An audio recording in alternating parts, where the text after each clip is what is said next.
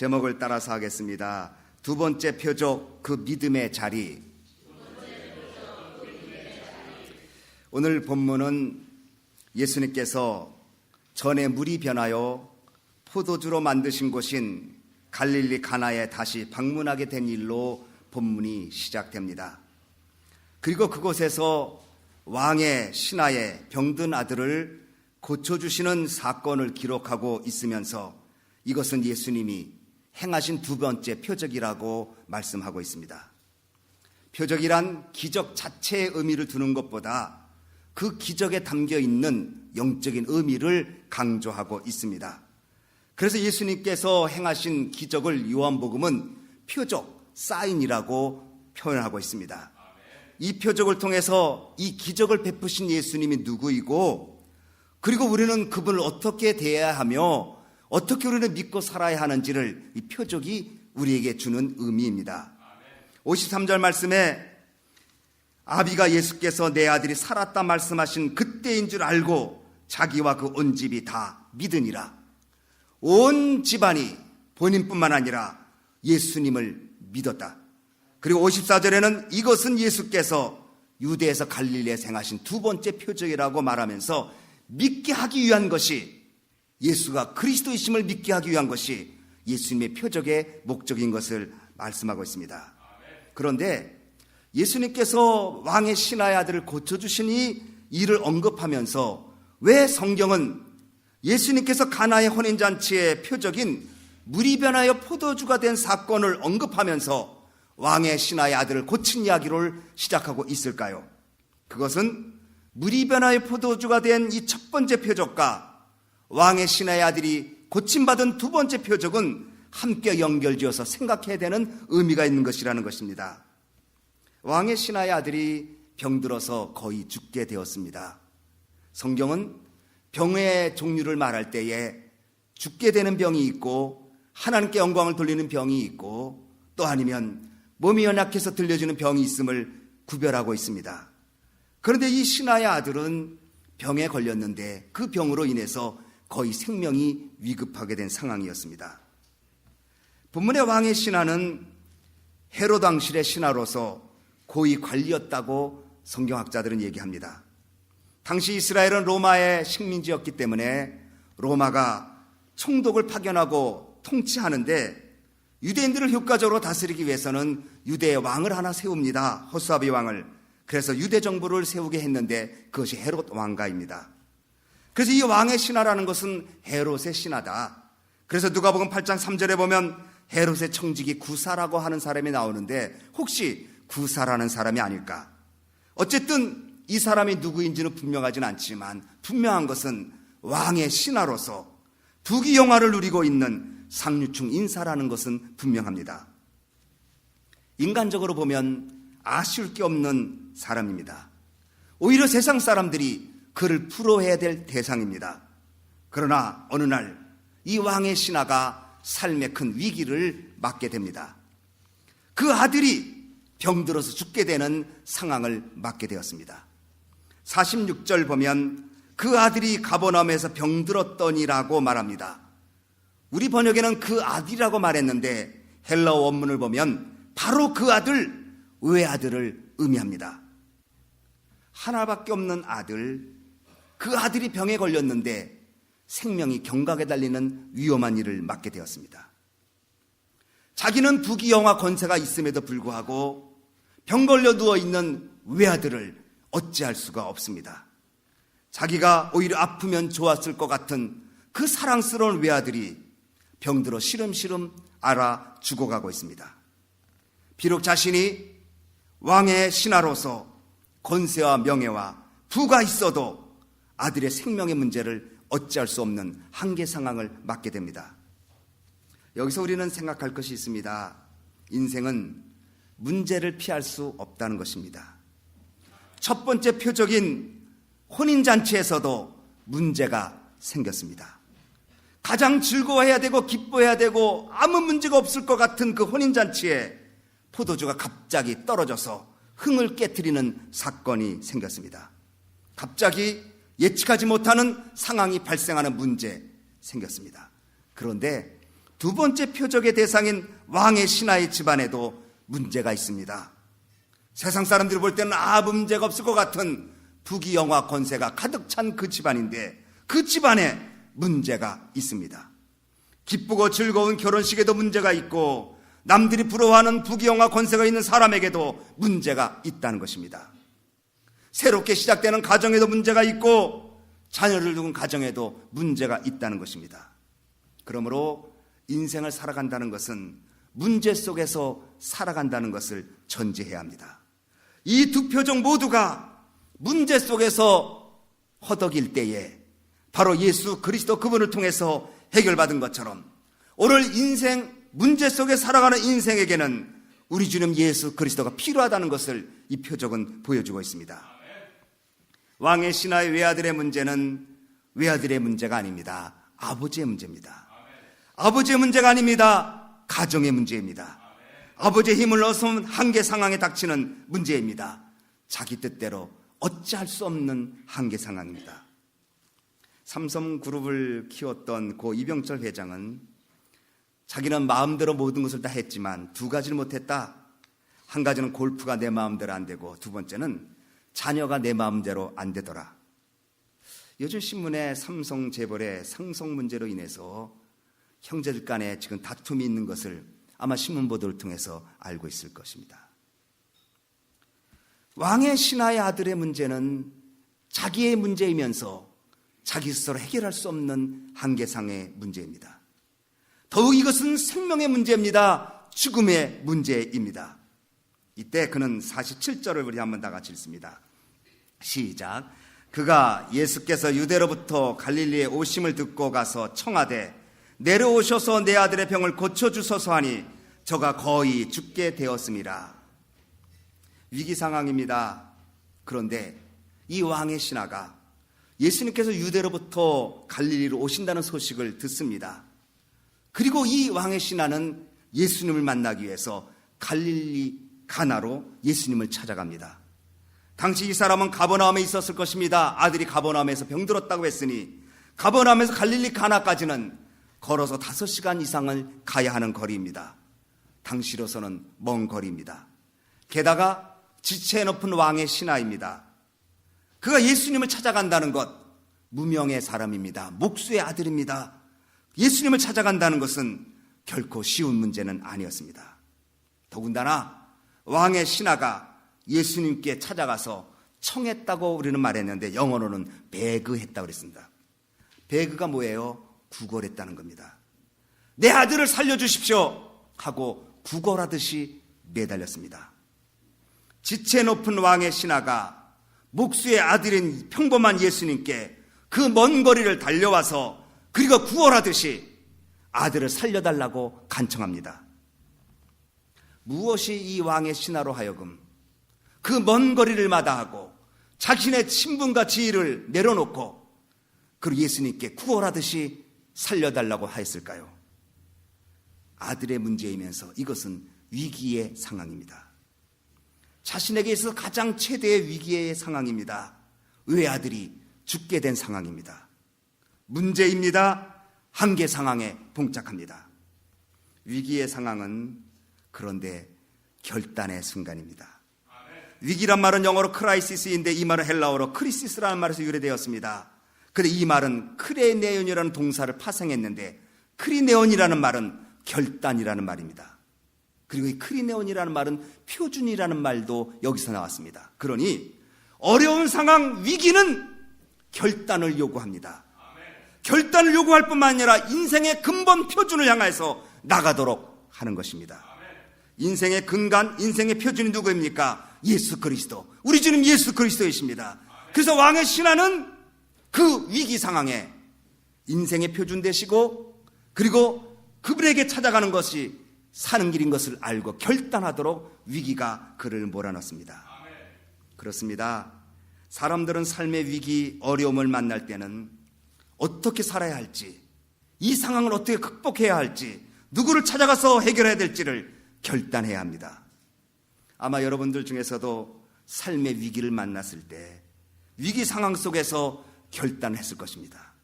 하나님을 만나 바로 믿겠느냐? 아니면 포기할 것인가? 둘 중에 하나를 결단해야 되는 상황을 아마 만났을지 모릅니다. 성경에 보면 문제는, 위기는 사람들로 하여금 예수님께 나오도록 결단을 요구합니다. 마가복음 5장 25절 27절에 보면 12해를 혈루병을 앓은 여인이 나옵니다. 12년 동안 피를 흘리면서 고통 속에 지냅니다. 더구나 혈루병은 부정한 병이라 성전에도 찾아오지 못하는 버림받은 여인입니다. 많은 의원을 찾아갑니다. 많은 돈을 허비합니다. 의원들이 시키는 대로 치료 방법을 써봅니다. 그러나 사실 치료 방법은 고통입니다. 이렇게 해봐라, 저렇게 해봐라, 이 약을 써봐라, 이 방법을 써봐라. 그러나 아무 효용이 없습니다. 오히려 가진 것 다 탕진합니다. 가진 것도 없고 매달릴 데도 없는 그 상황에 예수님 소문을 듣습니다. 이 여인이 결단합니다. 예수님을 찾아가서 옷자락에 손만 대면 내가 낫겠다. 위기 상황에 그 전에는 의원을 믿고 물질을 믿고 주어진 상경 믿었지만 이제 다 허비하고 나니까 극단적인 상황에 오니까 찾아갈 것이 주님밖에 없음을 깨닫고 결단하고 주님을 찾아갑니다.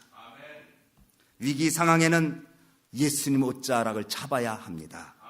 어려운 상황에는 예수님을 찾아가서 그분께 도움을 청해야 합니다. 어떤 목사님이 있었습니다. 그 목사님은 아들도 목사입니다. 그래서 아버지 목회를 어릴 때부터 보고 자랐습니다. 그래서 본인도 목회를 하면 잘하겠거니 그래서 단독 목회를 나갔습니다.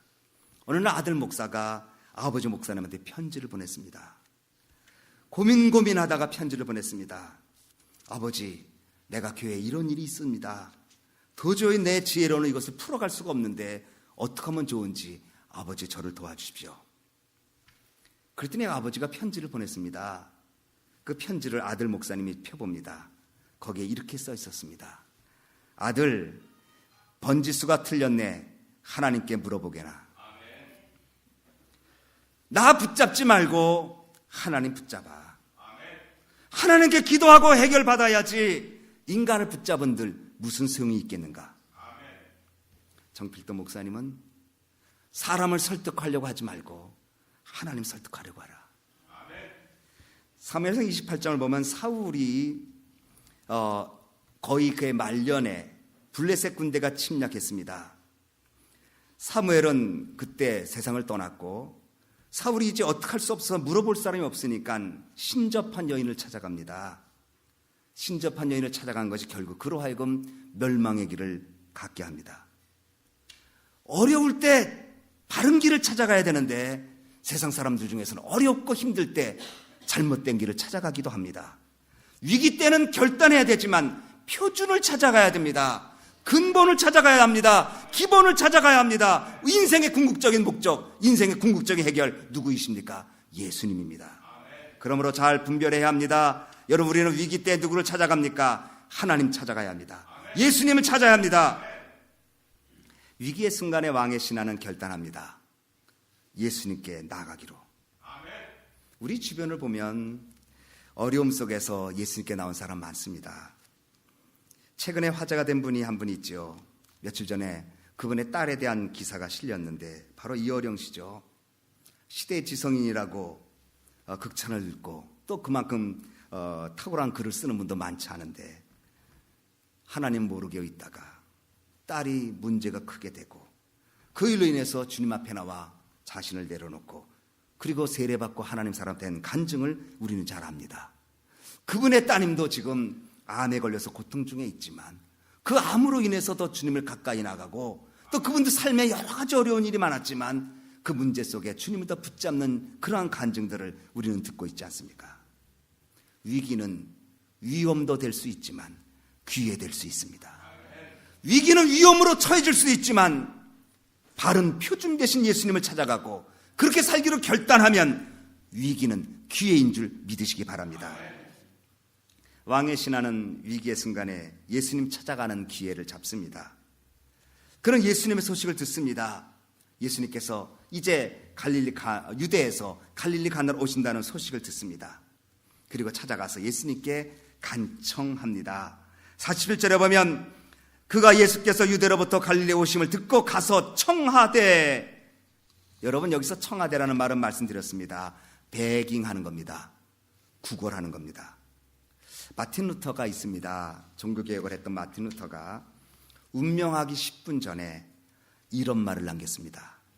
그의 삶의 전생에 걸친 신앙과 신학을 요약한 한 문장의 말을, 유명한 말을 남겼습니다. 그 말이 이것입니다. 우리는 거지입니다. 이것은 진리입니다. 이러고 죽었습니다. 우리는 하나님의 은총을 구걸해야 되는 존재입니다. 하나님의 은혜가 없으면 우리는 살아갈 수 없습니다. 우리가 가진 것의 모든 것은 하나님 것입니다. 하나님이 걷어가시면 우리는 아무것도 없는 거지일 뿐입니다. 제가 토요일 날 무비보셋 얘기를 했어요. 사무엘하 9장 이야기를.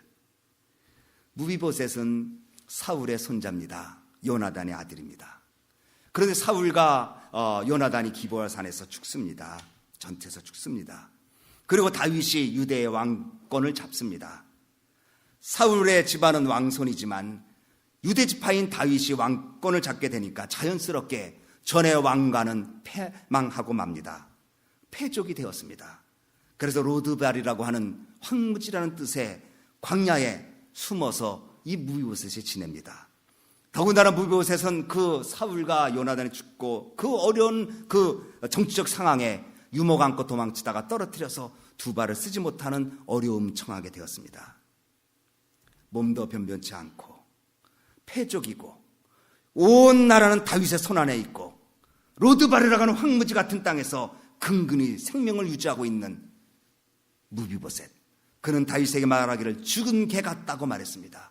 죽은 개 같은 존재인 무비보셋이 사는 길은 한 가지, 다윗의 은총뿐이었습니다. 무비보셋의 힘으로는 아무것도 할 수 없어. 오직 한 가지, 다윗이 봐주는 것 하나인데, 바로 오늘 우리가 살아가는 길 한 가지, 하나님의 은총이 아니면 살 수 없다는 것을 믿으시기 바랍니다. 그러니까 마틴 루터가 우리는 거지입니다. 하나님, 그가 운명하기 직전에 우리는 거지입니다. 여러분, 많은 걸 소유하셨습니까? 건강하십니까? 자랑하는 것 많습니까? 아닙니다. 여러분과 저는 거지입니다. 하나님의 은총이 아니면 조금 더 설 수 없는 정말 거지입니다. 왕의 신하는 부귀 영화 권세 가졌지만 예수님 앞에 베깅했습니다. 구걸했습니다. 살려주십시오. 자신의 가진 것, 생명의 문제, 자신의 모든 것은 아무것도 아닌 것을 그는 깨닫고 인생의 참된 표준 되신 예수님에게 나아가 그분에게 살려달라고 구걸하다시피 매달립니다. 이것이 사는 길입니다. 여러분, 간절한 기도가 바로 무슨 기도입니까? 구걸하는 기도죠. 하나님 은혜가 없으면 나는 아무것도 살 수 없다고 정말 고백하고 내 삶에 가지고 있었던 거 다 내려놓고. 근데 참 재밌는 거는요, 이 마틴 루터가 우리는 거지입니다라고 그 깨달은 때가 언제냐면 화장실에서 깨달았대요. 아주 유명한 얘기입니다. 그래서 그가 이제 죽기 직전에 얘기를 하는데, 화장실에 가면 여러분 다 내려놔야 되잖아요. 신분, 고기, 지혜 뭐 상관없이 다 그리고 벗어야 돼요. 하나님 앞에 우리는 아무것도 아니에요. 그래서 그 화장실에서 마틴 루터가 우리는 거지다. 그리고 그가 죽기 직전에 하나님, 우리는 거지입니다. 이것은 진리입니다. 그리고 세상을 떠났습니다. 내려오셔서 내 아들을 고쳐주소서. 49절 말씀 우리 한번 다 같이 읽습니다. 시작.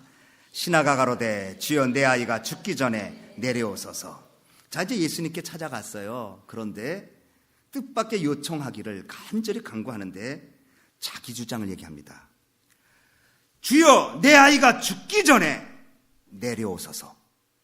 죽음은 예수님도 어찌할 수 없다는 걸 깔고 있는 얘기입니다. 하나님의 아들이시고 생명을 좌우지우지하시고 생사합을 주관하시는 예수님인데 죽기 전에 당신의 능력을 행해도 아이가 생명이 있을 때 하셔야지, 이런 의미가 포함되어 있어요. 그 다음에 두 번째는 때를 자기가 정합니다. 죽기 전에 내려오십시오. 이 말을 들을 때 이 신하는 예수님께 나와 간구하지만 아직은 온전히 주님 앞에 주님을 믿는 믿음이 아니었음을 알게 됩니다. 여러분, 우리는 위기 때 결단하고 주 앞에 나가지만 기억할 것이 있습니다. 나는 급하지만 하나님은 기다리게 할 때가 있다는 것입니다. 나는 위기의 순간이지만 하나님은 좀 더 기다리게 할 때가 있음을 알아야 합니다. 왕의 신하는 급해서 예수님께 나갔습니다. 좋은 결단입니다. 그런데 자기의 주장을 얘기합니다. 죽기 전에 내려오소서. 참 신앙은 내 기준을 설정하는 것이 아닙니다. 내 방식을 결정해 놓는 것이 아닙니다. 내 때를 내가 말하는 것이 아닙니다. 하나님께 맡기는 것입니다. 그러자 예수님께서 50절 말씀을 다 같이 읽습니다. 시작. 예수께서 가라사대 가라 내 아들이 살았다 하신대 그 사람이 예수의 하신 말씀을 믿고 가더니. 여기서 살았다는 말은 그 헬라 원문을 보면 현재형으로 회복되어 살아있으니 걱정하지 마라 뜻입니다. 이 말을 듣고 왕의 신하가 믿고 집으로 갑니다. 처음에는 자기의 시간과 자기의 방법을 얘기했다가 예수님께서 내 아들이 살았으니, 그리고 그 말씀을 듣고 믿고 집으로 내려갑니다. 믿고 갔다. 히브리서 4장 2절에 그 들은 바 말씀이 저에게 유익되지 못한 것은 듣는 자가 믿음을 화합하지 못하기 때문이다. 여러분, 하나님의 말씀을 여러분 많이 듣는데 이 듣는 말씀이 왜 나에게 유익이 안 되나? 성경 그렇게 많은 놀라운 축복을 얘기하는데 왜 나랑은 관계가 없는 것일까? 원인은 한 가지. 듣는 말씀을 내가 믿음으로 화합하지 못해서 유익되지 못하다. 화합이라는 말은 영어로 combine이라는 말을 썼어요. 근데 헬라 원어로는 이동하다는 거예요. 행동한다는 거예요. 들은 말씀을 믿고 행동하는 거예요. 이 신하는 예수님 말씀을 듣고 믿고 행동합니다. 집으로 갑니다. 집으로 내려가는데 아마 5시간 거리가 되었으니까 하룻밤을 잔 것 같아요. 그래서 잠을 하룻밤 갈릴리 가나에서 머물고 내려가는 길에 종들을 만납니다. 올라오는 종들을. 종들이 그 왕의 신하를 만나기 위해서 올라가고 있고, 왕의 신하는 주님의 말씀을 읽고 내려가고 있는데 서로 만납니다. 우리 같이 읽겠습니다. 51절 52절 시작. 내려가는 길에서 그 종들이 오다가 만나서 아이가 살았다 하거늘 그 낫기 시작한 때를 물은즉 어제 제7시에 열기가 떨어졌나이다 하는지라. 신하는 집으로 돌아가는 길이고 종들은 기쁜 소식을 얘기하기 위해서 올라가는 길에 만납니다. 바로 예수님이 어제 내 아들이 살았다고 하시는 그 말씀, 제7시 오후 1시에 아들이 회복되었습니다. 아들이 회복되었다는 놀라운 소식을 왕의 신하에게 전하기 위해서 종들이 올라가고 있을 때 왕의 신하와 만나게 되었습니다. 여기서 생각할 것이 있습니다. 때의 문제입니다. 52절을 보면 그 낫기 시작한 때를 물은즉 어제 제7시에 열기가 떨어졌나이다 하는지라. 53절 다 같이 읽습니다. 시작. 아비가 예수께서 내 아들이 살았다 말씀하신 그 때인 줄 알고 자기와 그 온 집이 다 믿으니라. 때가 2개가 나와요. 52절에는 낫기 시작한 때가 어디냐? 제7시입니다. 53절은 예수님이 내 아들이 나았다 하시는 그 말씀의 때, 그 때가 오후 1시였어요. 52절의 시간은 우리의 수평적인 시간입니다. 크로노스라고 합니다. 헬라어로. 53절의 때는 하나님이 개입하시는 말씀하시는 때, 카이로스입니다. 믿음의 역사는 주님이 말씀하시는 때와 우리의 일상의 때가 만나는 사건, 여기에 하나님의 기적이 나타나는 것입니다. 일상적인 크로노스라고 하는 시간, 1시, 2시, 3시, 4시 흘러가는 시간 속에 주님이 개입하시는 수직적인 시간, 크로노스와 카로노스의 만나는 그 만남 속에 하나님의 기적이 나타나는 것입니다. 그러므로 범사에 때와 기한이 있습니다. 예수님도 아무 때나 오신 것이 아닙니다. 갈라디아 4장 4절에 때가 차면 하나님이 그 아들을 보내사 여자에게 나게 하시고 율법에 나게 하셨다고 말했습니다. 하나님의 때가 있습니다. 그러므로 우리는 일상의 날마다의 삶에 믿음을 가지고 살면서 하나님의 말씀하신 그 때가 임한 것을 믿고 행할 때, 하나님이 정한 때에 하나님의 방법으로 하나님이 역사하는 줄 믿으시기 바랍니다. 이것이 카이로스입니다. 카이로스는 하나님의 정확한 때, 다시 말하면 기도의 응답을 비롯한 모든 일이 하나님의 때에 정확하게 이루어진다고 믿고 고백하는 것, 이것입니다. 우리들의 간절한 소원을 바라고 애끓는 기도를 하며 너무 어깨에 짐이 무거워서 눈물로 지쳐 있을 때에도 하나님의 선한 신, 하나님의 때가 다가오는 것을 믿고 간구할 때 주께서 우리에게 은혜를 베풀어 주시는 것입니다. 그러므로 두 번째 표적은 말씀하시는 그 말씀을 믿는 그 믿음의 자리에, 일상의 삶 속에 주님의 개입하심을 바라보고 믿는 그 상황에 바로 주님의 두 번째 표적이 임했다는 것을 기억하시고, 일상의 삶, 날마다의 삶 속에 다가오는 문제 속에서라도 주님 말씀 믿고 행함으로 우리 주님 예수 그리스도의 살아계심이 증거되는 여러분들 되어지기를 주님의 이름으로 축원합니다. 기도하겠습니다. 우리 한번 다 같이 통성으로 기도할 때에 위기는 결단을 요구합니다. 그러나 결단을 요구해도 바른 결단, 바른 곳을 찾아가기를 요구합니다. 이 시간에 여러분 삶에 여러 가지 일들이 있겠지요. 그때 우리 주님을 찾아가는 것만이 사는 길인 것을 깨닫고 기도하실 때에 내 방법과 내 때를 주장하지 말고 하나님의 때에 하나님의 방법으로 하나님 역사하신 것을 바라보고 날마다 일상의 삶을 믿음으로 살아갈 수 있도록 해달라고 우리 한번 다 같이 통성으로 다 같이 기도하겠습니다. 사랑과 은혜가 풍성하신 고마우신 하나님 아버지, 은혜와 사랑을 감사합니다. 하나님께서 우리 사랑하는 귀한 성도님들 오늘 예수님이 행하신 두 번째 표적의 말씀을 듣게 하시니 참으로 감사합니다. 첫 번째 표적인 갈릴리 가나 혼인잔치에도 그 기뻐해야 될 상황에도 문제가 있는 것처럼, 부귀영화를 가졌던 그 사람에게도 문제가 있는 것처럼 이 세상에는 문제 속에 살아갈 수 없는 인간의 실존을 깨닫고 날마다 우리의 삶 속에 주님을 의지하는 믿음을 주시고 또 바른 결단하고 바르게 주님을 찾아가고 말씀 앞에 나를 굴복하여 살아가는 저희들 되게 주시옵소서. 그리고 왕의 신하가 주님께 간청한 것처럼 우리도 하나님 앞에 다 내려놓고 참으로 우리는 거지입니다, 하나님 은혜가 아니면 살 수 없다고 고백하고 간절한 마음으로 주 앞에 나가는 저희들 되게 하셔서 하나님의 정하신 시간에 하나님 정하신 때에 놀라운 기적을 저희들 체험할 수 있도록 도와주시옵소서.